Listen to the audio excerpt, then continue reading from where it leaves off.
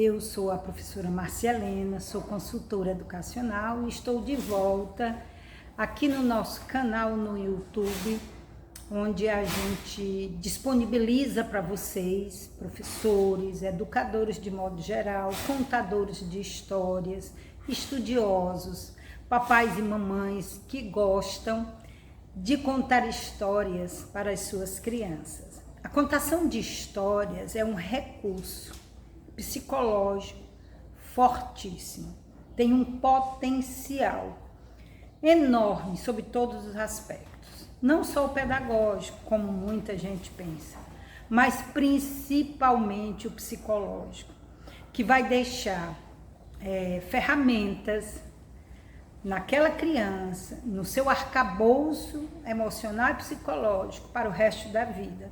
E que irão esses arcabouços, essas informações, servir, ajudar durante toda a sua vida, em momentos específicos que ela precisar dessas ferramentas. E isso vale muito para os contos de fadas. Nós temos uma série aqui no canal no YouTube, Márcia Helena Consultora, que é o conto que você escolheu. Você escolhe um conto de fadas e recebe de nós informações valiosíssimas para a tua contação de histórias. Hoje a gente traz o conto de fadas, O Patinho Feio, que vai nos revelar algo muito importante sobre a nossa estrutura emocional e psicológica, que inclusive é fundamental para a nossa felicidade, para a nossa realização e para a condução de toda a nossa vida. Vamos lá então. Deixa o teu like aí no nosso canal, deixa o teu comentário após você assistir ao nosso vídeo.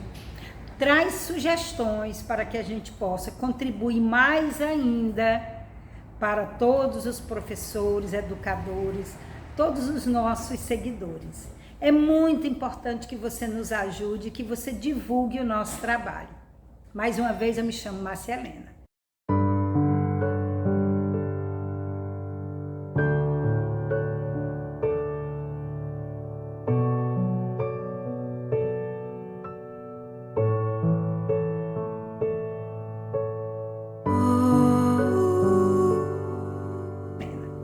Vamos lá. O conto de fadas, O Patinho Feio, ele é conhecido como sendo um conto que sensibiliza muito as pessoas, porque o patinho chamado de feio sofre, chora, fica muito triste, sai em uma peregrinação em busca de respostas. E isso toca o coração de todos. Mas na verdade, O Patinho Feio, ele é um conto muito mais profundo do que isso, né? Por que ele sofre? Por que ele sai de casa? O que ele está buscando? O que vai trazer a felicidade do Patinho Feio? São perguntas interessantíssimas que inclusive você, educador, você, professor, você, papai, mamãe, você, contador de histórias, deve fazer essas perguntas para os teus ouvintes. Qual é a marca principal, ou seja, o fio condutor, ou seja, a marca, como eu disse, emocional e psicológica que o conto traz? O que o conto nos revela? Por que o patinho é chamado de feio? Por que ele sai de casa? Vamos lá então. Veja bem, a história começa com a fazenda, o sítio, né, em polvorosa, ou seja, em alegria, em suspense, todos esperando o nascimento dos filhotes da mamãe pata. Mamãe pata está chocando seus ovos e está ali numa ansiedade enorme, esperando seus novos bebês. Muito bem, então os ovos começam a eclodir, ou seja, a se abrir e nascer os filhotinhos aves, né? Lembrando, professora de ciência, as aves são ovíparas, põem ovos e chocam. E aí os ovos eclodem com os seus filhotes prontos. tá? E aí esses filhotes são todos muito parecidos com a mamãe, mas falta um ovo para se abrir. E todo mundo está ali, ó. Todo mundo está ansioso para ver o último filhote. E o ovo demorando, de repente o ovo, ó, pá, abre-se. E aí esse ovo é enorme, diferente dos outros ovos, que eram menores, e nasce desse último ovo um filhotinho também muito grande, diferente dos outros. Todo mundo fica assim, extasiado. Por que esse filhote é diferente? E aí ele nasce meio que, né, tombaleando e acaba que começa a andar entre os seus irmãozinhos e entre a sua mamãe. E ele busca aconchego na mamãe. Mas com o passar dos dias, ele começa a perceber que há um olhar diferente para ele, inclusive da sua mamãe. E ele começa a se perceber como diferente. Essa palavra é muito forte, né? O diferente. E como as pessoas encaram o diferente. Lá no sítio, todos começaram a meio que rejeitar o diferente. E aí eu quero abrir aqui um parêntese para uma das características principais dos contos de fadas. Os contos de fadas, eles têm como marca principal trabalhar as questões existenciais humanas. Todos os contos de fadas trazem vários conflitos inerentes à nossa formação emocional psicológica, inerentes à nossa vida, ao nosso crescimento, à nossa caminhada ao longo da nossa vida, às nossas relações familiares, emocionais, sexuais, aos nossos amigos. Então, os contos de fadas trazem no seu enredo, na sua história, esses conflitos. E aí, toda vida que você escuta ou lê um conto de fadas, ele está trazendo na sua memória, ou ele faz você resgatar na sua memória esses conflitos. Ou que você já viveu, ou que alguém que você conhece já viveu, ou ainda que você irá viver. No caso do patinho feio, ele está sendo rejeitado porque ele é diferente. E aí, professora, vale outro parêntese. Todos nós somos diferentes. Diferentes na aparência, diferentes no intelecto, diferente nos sonhos, diferente naquilo que sente, naquilo que pensa, naquilo que almeja, naquilo que busca. Portanto, é muito importante trabalhar com as crianças a questão do respeito ao diferente. E aí, eu quero levar agora para a maioria das explicações ou interpretações sobre o conto de fadas, o Patinho Feio. Muitas pessoas traduzem o Patinho Feio como sendo um conto que trabalha o bullying, que trabalha a falta de respeito, a falta de empatia, né? A questão da humilhação, a questão da rejeição, né? O Patinho Feio é rejeitado. Tudo isso é verdade, professor ou professora. Mas não é o principal ou não é o problema existencial presente nesse conto. Na verdade, o conto de fadas, o Patinho Feio, trabalha uma questão muito mais profunda, né? Todas as nossas questões emocionais e psicológicas, elas são profundas, porque elas estão no íntimo da nossa estrutura psicológica. Vamos continuar então.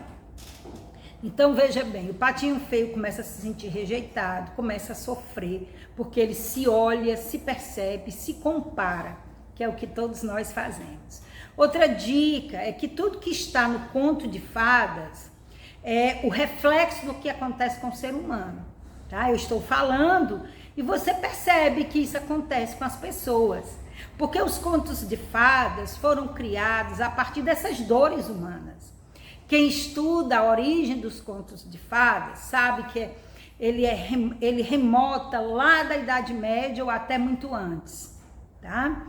E aí, sobre a questão do Patinho Feio, ele resolve, então, sair de casa, porque ele se sente muito mal no seio familiar. Ele se sente diferente, se sente rejeitado, se sente mal amado, se sente excluído. E aí ele sai na sua grande caminhada, que a gente chama na busca, né? E aí ele sai, né? Isso acontece conosco, sai de casa para encontrar aquilo que lhe satisfaz, aquilo que lhe traz felicidade, aquilo que lhe completa. E aí o patinho feio sai de lago em lago e encontra várias famílias de patos. E aí ele é rejeitado, porque ele é esquisito, ele é diferente, ele é muito grande, né? E ele é chamado de feio.